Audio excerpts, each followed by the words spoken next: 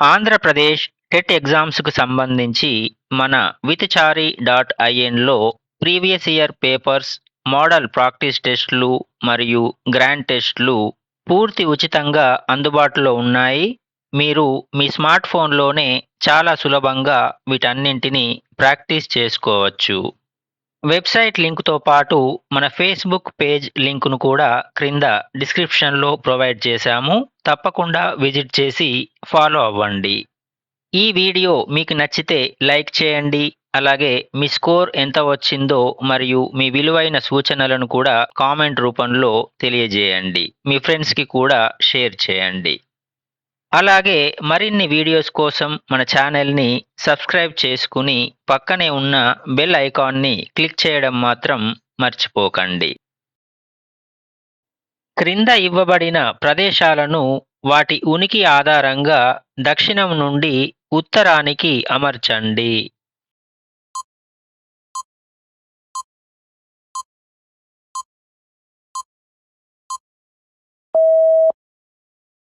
సువర్ణగిరి, ఉజ్జయిని, తక్షశిల. మౌర్య సామ్రాజ్యంలో సువర్ణగిరి దక్షిణాన అంటే ప్రస్తుత కర్ణాటక, ఆంధ్రప్రదేశ్ సరిహద్దుల్లో, ఉజ్జయిని మధ్య భారతదేశంలో అంటే మధ్యప్రదేశ్లో మరియు తక్షశిల వాయువ్య సరిహద్దుల్లో అంటే ప్రస్తుత పాకిస్తాన్లో కలవు. కాబట్టి వీటిని దక్షిణం నుండి ఉత్తరానికి అమరిస్తే సువర్ణగిరి, ఉజ్జయిని, తక్షశిల వరుస క్రమంలో వస్తాయి. సరైన సమాధానాన్ని గుర్తించండి. ఏ. ఆంధ్రప్రదేశ్ పంచాయతీరాజ్ చట్టం 1994 గ్రామీణ ప్రాంతాల్లో మూడంచెల స్థానిక స్వపరిపాలనను ఏర్పాటు చేసింది. బి. 1959 సంవత్సరంలో స్థానిక స్వపరిపాలనను అమలు చేసిన మొదటి రాష్ట్రం ఆంధ్రప్రదేశ్.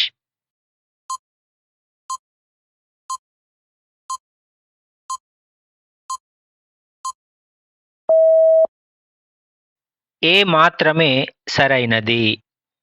ఆంధ్రప్రదేశ్ పంచాయతీరాజ్ చట్టం 1994 ప్రకారం గ్రామీణ ప్రాంతాలలో గ్రామ పంచాయతీ, మండల పరిషత్, జిల్లా పరిషత్ అనే మూడంచెల వ్యవస్థ ఏర్పడింది. అయితే 1959లో స్థానిక స్వపరిపాలనను దేశంలోనే మొదటగా అమలు చేసిన రాష్ట్రం రాజస్థాన్. అయితే ఆంధ్రప్రదేశ్ అనేది రెండవ రాష్ట్రం. క్రింది వాటిని జతపరచండి. 1. భూమికి కవల గ్రహం. ఏ. భూమి. 2. సూర్యునికి మూడవ సమీప గ్రహం. బి. శుక్రుడు. 3. అతి చిన్న గ్రహం. సి. బుధుడు.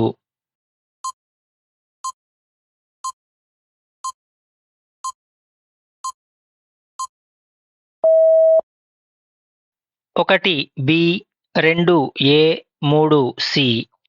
సౌర కుటుంబంలో పరిమాణంలోనూ ఆకారంలోనూ భూమిని పోలి ఉండడం వల్ల శుక్రుడిని భూమి యొక్క కవల గ్రహం అని అంటారు. సూర్యుని నుండి దూరం పరంగా చూసినట్లయితే భూమి మూడవ స్థానంలో ఉండగా బుధుడు సూర్యునికి అత్యంత సమీపంలో ఉన్న అతి చిన్న గ్రహం.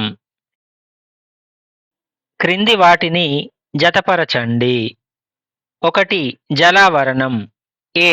అన్ని రకాల జీవులు. 2. శిలావరణం. బి. గాలిపొర. 3. జీవావరణం. సి. జలభాగాలు. 4. వాతావరణం. డి. భూమి యొక్క ఘన బాహ్య పొర.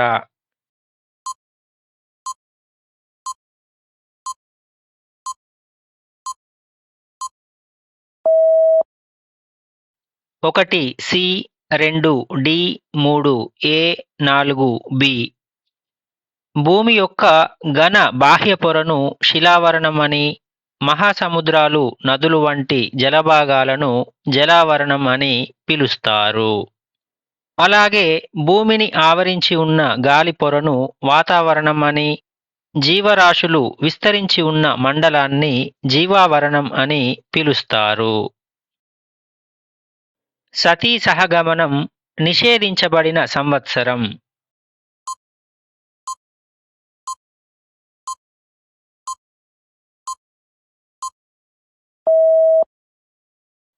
1829. రాజారాం మోహన్ రాయ్ చేసినటువంటి తీవ్ర కృషి ఫలితంగా బ్రిటిష్ ప్రభుత్వం సతీ సహగమన నిషేధ చట్టాన్ని తెచ్చింది. అప్పటి governor general lord William Bentinck 1829 డిసెంబర్లో ఈ అనాగరిక ఆచారాన్ని చట్టవిరుద్ధంగా ప్రకటిస్తూ ఉత్తర్వులు జారీ చేశారు. తెలంగాణ రాష్ట్రంతో సరిహద్దును పంచుకోని రాష్ట్రాలను గుర్తించండి.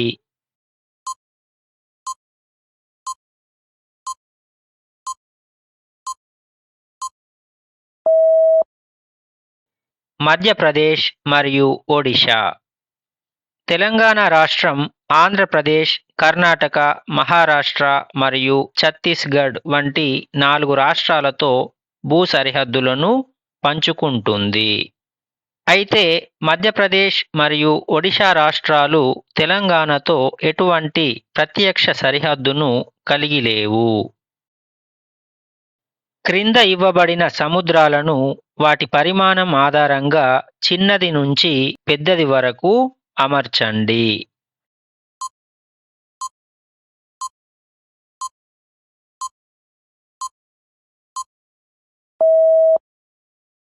ఆర్కిటిక్ మహాసముద్రం, అట్లాంటిక్ మహాసముద్రం, పసిఫిక్ మహాసముద్రం. ప్రపంచంలోని మహాసముద్రాలన్నింటిలో ఆర్కిటిక్ మహాసముద్రం అత్యంత చిన్నది కాగా పసిఫిక్ మహాసముద్రం అత్యంత పెద్దది మరియు లోతైనది. కాబట్టి వైశాల్యం లేదా పరిమాణం ఆధారంగా చిన్నది నుండి పెద్దదానికి అమరిస్తే ఆర్కిటిక్, అంటార్కిటిక్, హిందూ, అట్లాంటిక్ మరియు పసిఫిక్ మహాసముద్రాలు వరుస క్రమంలో వస్తాయి. క్రింది వాటిని జతపరచండి. 1. కళ్యాణి చాళుక్యులు. ఏ. ద్వార సముద్రం. 2. యాదవులు. బి. మదురై. 3. హోయసాలులు. సి. బసవ కళ్యాణి. 4. పాండ్యులు. డి. దేవగిరి.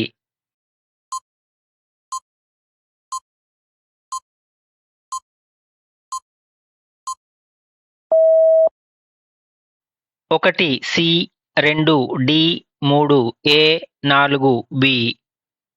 దక్షిణ భారతదేశ మధ్యయుగ రాజవంశాల రాజధానులలో కళ్యాణి చాళుక్యుల రాజధాని బసవ కళ్యాణి కాగా యాదవుల రాజధాని దేవగిరి. అలాగే హోయసాలుల రాజధాని ద్వారసముద్రం కాగా పాండ్యరాజుల ప్రధాన రాజధానిగా మదురై విలసిల్లింది.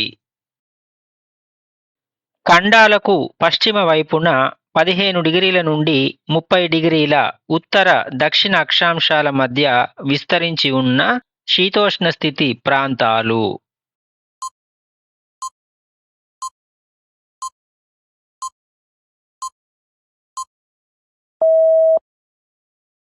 ఎడారి ప్రాంతాలు.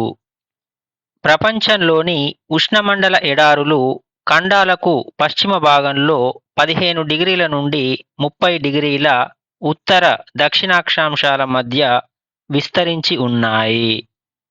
ఈ ప్రాంతాలలో వీచే వ్యాపార పవనాలు ఖండాల పశ్చిమ తీరానికి చేరేసరికి పొడిగా మారడం మరియు తీరం వెంబడి ప్రవహించే శీతల సముద్ర ప్రవాహాల వల్ల ఇక్కడ వర్షపాతం పడక ఎడారులుగా మారాయి. విజయనగర సామ్రాజ్యానికి సంబంధించి సరైన సమాధానం ఎంచుకోండి. ఏ. క్రీస్తు శకం 1336లో ఈ సామ్రాజ్యాన్ని స్థాపించారు. బి. సంగమ వంశం ఈ సామ్రాజ్యాన్ని పాలించిన మొదటి రాజవంశం. సి. విజయనగర రాజధాని హంపి. డి. విజయనగరం అనే నగరాన్ని తుంగభద్ర నదికి తూర్పు ఒడ్డున స్థాపించారు.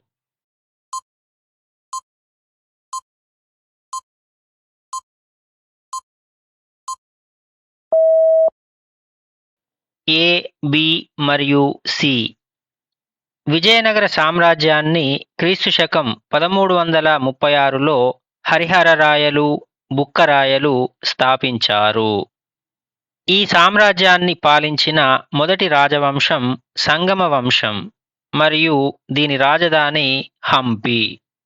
అయితే విజయనగరాన్ని తుంగభద్ర నదికి దక్షిణ ఒడ్డున నిర్మించారు, తూర్పు ఒడ్డున కాదు.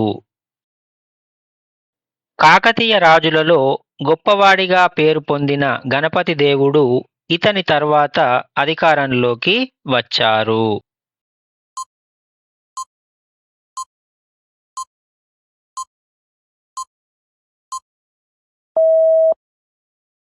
మహాదేవుడు. కాకతీయ పాలకుడైన మహాదేవుడు యాదవ రాజులతో జరిగిన యుద్ధంలో మరణించిన తర్వాత అతని కుమారుడైన గణపతి దేవుడు క్రీస్తు శకం 1199లో అధికారంలోకి వచ్చాడు. కాకతీయ చక్రవర్తులలోనే అత్యంత గొప్పవాడిగా పేరు పొందిన గణపతి దేవుడు సుమారు 63 సంవత్సరాల పాటు సుదీర్ఘంగా కాకతీయ సామ్రాజ్యాన్ని పరిపాలించాడు. భూమధ్య రేఖకు ఇరువైపులా 10 డిగ్రీల నుండి 20 డిగ్రీల ఉత్తర దక్షిణాక్షాంశాల మధ్య విస్తరించి ఉన్న శీతోష్ణ స్థితి ప్రాంతాలకు గల పేరు.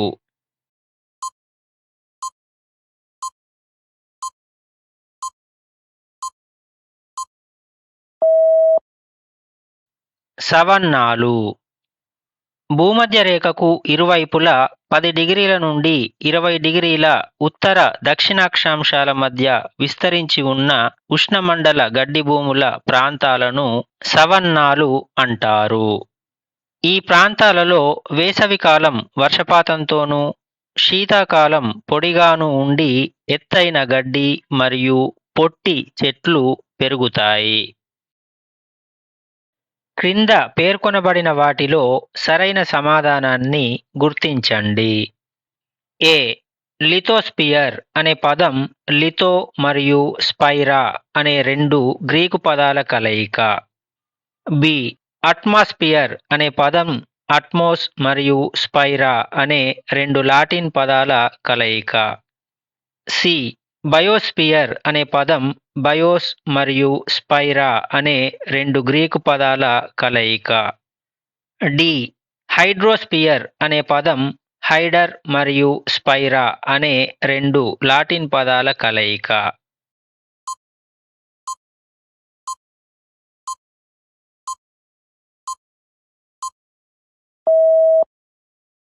ఏ మరియు సి.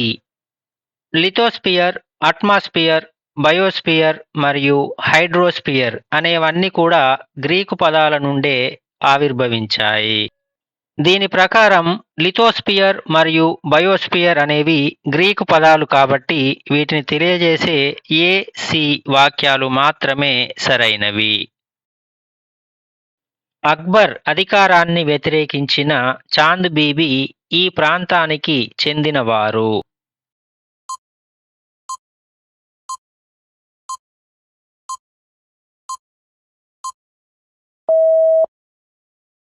అహ్మద్ నగర్. మొఘల్ చక్రవర్తి అక్బర్ సైన్యం దండయాత్ర చేసినప్పుడు అహ్మద్ నగర్ కోటను వీరోచితంగా కాపాడిన పరాక్రమశాలి చాంద్ బీబీ. ఈమె అహ్మద్ నగర్ నిజాం షాహీ వంశానికి చెందిన యువరాణి కావడంతో పాటు బీజాపూర్ మరియు అహ్మద్ నగర్ రాజ్యాలకు సంరక్షకురాలిగా కూడా సేవలందించారు. ఈ క్రింది వాటిని చదివి సరైన సమాధానాన్ని గుర్తించండి. ఏ. మోటార్ వాహనాలు నడపడానికి కనీస వయోపరిమితి 18 సంవత్సరాలు. బి. రవాణా వాహనాలు నడపడానికి కనీస వయోపరిమితి 25 సంవత్సరాలు.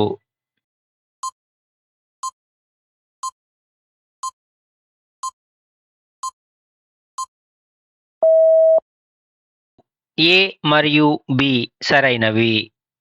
సాధారణ మోటారు వాహనాలు నడపడానికి కనీస వయోపరిమితి 18 సంవత్సరాలు కాగా రవాణా వాహనాలు నడపడానికి కనీస వయోపరిమితి 25 సంవత్సరాలు. కాబట్టి ఏ మరియు బి రెండు కూడా సరైనవే. ఎంచుకునే దారిలో అనే పుస్తకాన్ని రచించిన వారు?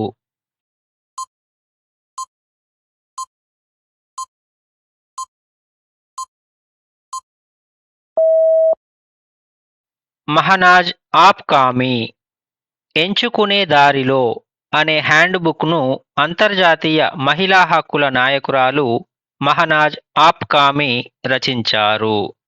ఈ పుస్తకం ప్రపంచవ్యాప్తంగా మహిళల్లో నాయకత్వ లక్షణాలను పెంపొందించడానికి మరియు వారి సాధికారతకు ఒక ముఖ్యమైన ఉపకరణంగా ఉపయోగపడుతుంది.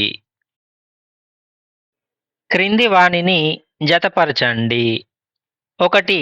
జగ్జీవన్ రామ్, ఏ ఆహార వ్యవసాయ శాఖ మంత్రి. 2. డాక్టర్ జాన్ మత్తై, బి ఆరోగ్య శాఖ మంత్రి. 3. రాజ్ కుమారి అమృత్ కౌర్, సి ఆర్థిక శాఖ మంత్రి. 4. జైరాం దాస్ దౌలత్ రామ్, డి కార్మిక శాఖ మంత్రి.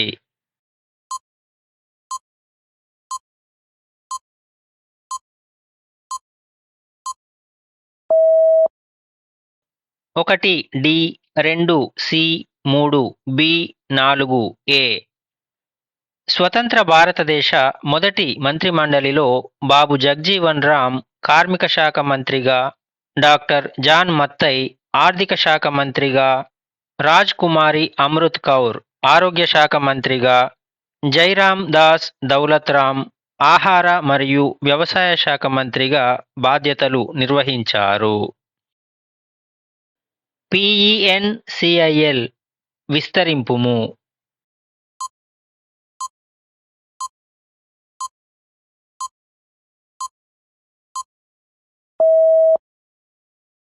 Platform for effective enforcement for no child labour. బాలకార్మిక వ్యవస్థను పూర్తిగా నిర్మూలించడానికి మరియు బాలకార్మిక చట్టాన్ని సమర్థవంతంగా అమలు చేయడానికి కేంద్ర కార్మిక ఉపాధి మంత్రిత్వ శాఖ సెప్టెంబర్ 2017లో PENCIL అంటే platform for effective enforcement for no child labour అనే ఆన్లైన్ పోర్టల్ను ప్రారంభించింది. షెడ్యూల్డ్ కులాల, షెడ్యూల్డ్ తెగల అత్యాచార నిరోధక చట్టం రూపొందించబడిన సంవత్సరం.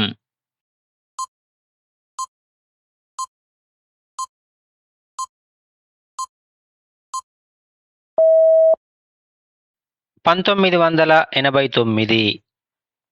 షెడ్యూల్డ్ కులాలు మరియు షెడ్యూల్డ్ తెగలపై జరిగే దాడులు, అవమానాలను అరికట్టడానికి మరియు వారికి రక్షణ కల్పించడానికి భారత ప్రభుత్వం 1989లో షెడ్యూల్డ్ కులాల, షెడ్యూల్డ్ తెగల అత్యాచార నిరోధక చట్టం SC and ST prevention of atrocities act 1989ను రూపొందించింది.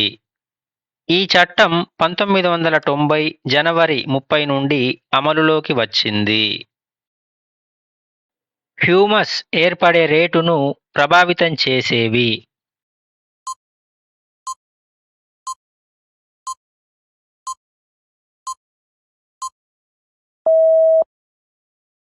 A, B మరియు C మాత్రమే.